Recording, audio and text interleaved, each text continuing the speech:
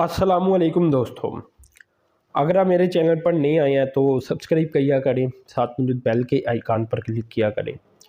मेरी पूरी कोशिश होती है कि अच्छी से और यूनिक मालूमात जो है वो आप दोस्तों के लिए लेकर आया करूं। आज भी 3 डेवलपमेंट है। डेवलपमेंट हकीकत में काफ़ी ज़्यादा होती हैं, लेकिन क्योंकि फिर ज़ाहिर सी बात है वीडियो बोरिंग लगनी शुरू हो जाती है, तो इसलिए कोशिश होती है कि वीडियो छोटी ही रहे। तो पहली डेवलपमेंट तो दोस्तों ये है कि मेट्रो बस की जानिब से कामयाबी का ऐलान कर दिया गया है। ये कामयाबी इस तरह सामने आई है कि जब से मेट्रो बस अथॉरिटी का आगाज़ किया गया है, जिसके तहत लाहौर, मुल्तान, रावलपिंडी, इस्लामाबाद में मेट्रो बस सर्विस का आगाज़ किया गया था और चलाई गई थी। तब से लेकर अब तक बताया जा रहा है कि 1 अरब टोटल पैसेंजर कैरी किए जा चुके हैं। अब आपने कन्फ्यूज़ नहीं होना, ये नहीं कह देना कि पाकिस्तान की पॉपुलेशन 1 अरब नहीं है।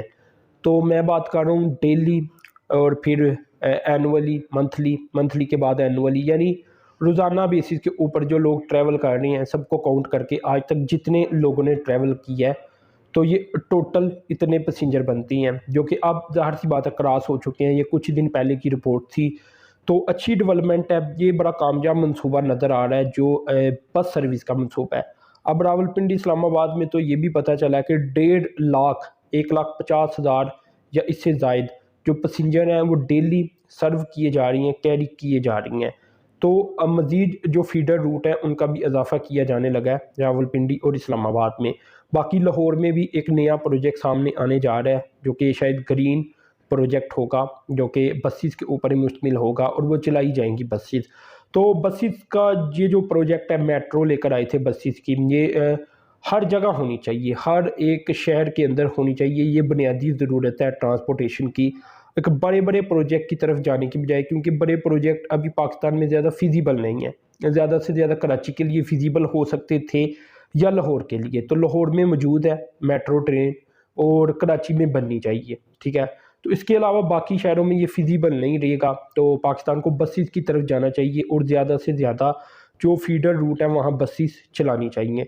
बाकी शहरों में भी चलानी चाहिए, इसी लाहौर, इस्लामाबाद, रावलपिंडी, कराची और पेशावर, इस तरह के बड़े सिटीज़ के अलावा जो बाकी सिटीज़ हैं पाकिस्तान में वहाँ भी चलाई जानी चाहिए। तो खैर पहली डेवलपमेंट तो थी ये थी, और ये काफ़ी देखना काफ़ी बड़ी तादाद है। 1 अरब लोगों का सफ़र कर लेना ये कामयाबी है, और इसमें कोई अमीर तबका तो ज़ाहिर सी बात है सफ़र नहीं करता होगा ना, तो सफ़र तो गरीबों ने किया होगा या एक मीडियम रेंज वाले तबके ने किया होगा। तो ये असल इन्वेस्टमेंट है अवाम के ऊपर। जो अगर गवर्नमेंट ये चाहती है कि हमने अवाम के ऊपर खर्चा करना है, तो ये चीज़ें हैं जिससे अवाम को फ़ायदा पहुंचता है। तो इसलिए मैं ऐसे प्रोजेक्ट को बड़ा सपोर्ट करता हूँ। अब बहुत सारे लोग कहते हैं कि जेब से पैसे खर्च करने पड़ते हैं।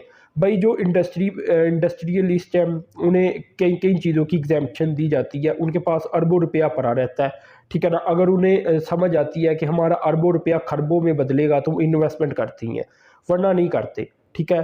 तो ऐसे में आप देखें कि उन्हें फिर भी एग्जेम्पशन दी जाती है मुख्तलिफ़ चीज़ों के अंदर।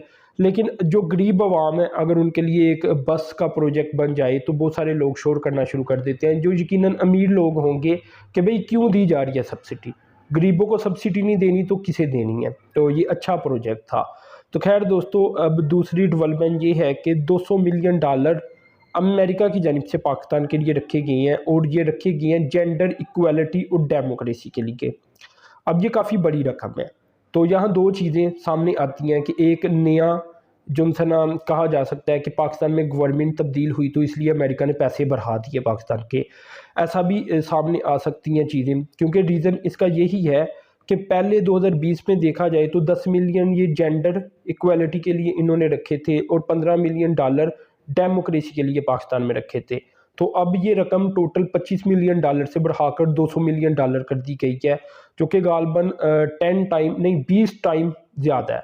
तो 20 टाइम ज़्यादा रकम कर देना का मतलब तो यही बनता है कि शायद अमेरिका भी यही चाहता था कि पाकिस्तान में गवर्नमेंट तब्दील हो, क्योंकि ऐसी फिर थ्योरीज बनती हैं ना कि पहले इतने पैसे कम थे अब इतने ज़्यादा क्यों कर दिए किए हैं। तो बाकी ये जो पैसे हैं ये नाम तो ऐसे ही रखा जाता है कि जेंडर इक्वालिटी है और डेमोक्रेसी है, लेकिन खर्च इन्होंने वहीं करने हैं जहां इन्हें नज़र आएगा कि पाकिस्तान में हमने एक किसी अपने ख़ास मकसद को प्रोटेक्ट करना है, ठीक है ना। तो फिर वो खर्च कर देंगे ये पैसे। तो अब रकम काफ़ी बड़ी है, پہلی رقم کی نسبت اگر دیکھا جائے تو۔ اب دوستو خیر ایک اور ڈیولپمنٹ کی طرف جانا چاہوں گا، اور یہ ڈیولپمنٹ کافی انٹرسٹنگ ہے، کیونکہ پاکستان میں ویسے بھی سب سے زیادہ جو انویسٹمنٹ آتی ہے یہ انرجی سیکٹر میں آتی ہے، تو انرجی سیکٹر کے علاوہ باقی سیکٹر میں کوئی خاص انویسٹمنٹ نظر نہیں آتی انرجی سیکٹر کے مقابلے میں۔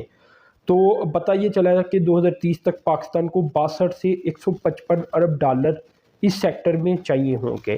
اب یہ 62 سے 155 ارب ڈالر کا جو ڈیفرنس ہے یہ بہت زیادہ ہے، یا 62 ارب ڈالر چاہیے ہوں گے یا 100، اور اس کے علاوہ 57 ارب ڈالر گرین گروتھ سنیریو کے لیے چاہیے ہوں گے۔ اب دیکھیں دوستو، اگر نیوکلیئر انرجی کی بات کی جائے تو اس کے لیے بزنس سنیریو میں 12 ارب ڈالر چاہیے ہوں گے۔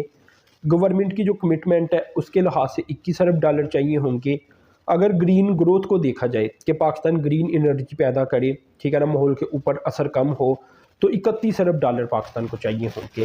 اسی طرح دوستو جو لارجسٹ شیئر ہے اس ٹوٹل میں وہ 38 سے 115 ارب ڈالر، جو کہ 60 سے 75% بنتا ہے، یہ انہی چیزوں کا بنتا ہے کہ نئی انرجی کے پروجیکٹ لگائے جائیں۔ اب جو دوسرا ہے وہ انرجی ایفیشنسی ہے، اس میں 12 سے 21 ارب ڈالر چاہیے ہوگا۔ انرجی ایفیشنسی سے مراد یہ ہے کہ پروجیکٹ تو لگ کے اب جو لاسیز ہیں انرجی کے، جب تاریں بچھائی جاتی ہیں تو وہ اگر تاریں کمزور ہیں یا پرانی ہیں، تاریں پہلے سے بچی ہوئی ہیں جسے ٹرانسمیشن لائن کا بھی نام دیا جاتا ہے، تو وہاں ظاہر سی بات ہے انرجی کے لاسز بھی بہت سارے ہوتی ہیں، تو انرجی ایفیشنسی اسے ہی کہا جاتا ہے۔ تو انرجی ایفیشنسی کے لیے پھر کہا جا سکتا ہے کہ 12 سے 21 ارب ڈالر، اور اگر گرین گروتھ کو دیکھا جائے تو پھر 26 ارب ڈالر چاہیے ہوگا۔ اس کے علاوہ دوستو جو ایکویپمنٹ خریدے جاتی ہیں، جو میٹرنگ وغیرہ کی جاتی ہے، تو اس طرح کی ایڈوانس میٹرنگ ایکویپمنٹ اور اس سے ریلیٹڈ چیزوں کے لیے کوئی 13 سے 14 ارب ڈالر پاکستان کو چاہیے ہوں گے۔ تو مل کر اس طرح جو ہے وہ پاکستان کو ٹوٹل 62 سے لے کر 155 ارب ڈالر چاہیے ہوں گے 2030 تک، جو کہ کافی مشکل ہے۔ انویسٹمنٹ چاہے سب سے زیادہ اس شعبے میں آتی ہو، لیکن پھر بھی یہ رقم بہت بڑی ہے۔ تو 62 ارب ڈالر تو پھر بھی سمجھ آتی ہے، لیکن جب 155 ارب ڈالر تک کی بات کی جاتی ہے تو یہ ہم جانتے ہیں کہ پاکستان کی جی ٹی پی تو 400 ارب ڈالر بھی ابھی نہیں ہے، تو یعنی ہماری جی ٹی پی کا تقریباً 30-40% یہ کہہ رہی ہیں کہ اتنی پاکستان کو صرف انرجی سیکٹر کے لیے انویسٹمنٹ چاہیے۔ تو خیر دیکھتے ہیں آگے کیا بنتا ہے کہ جو پاکستان نے اوورال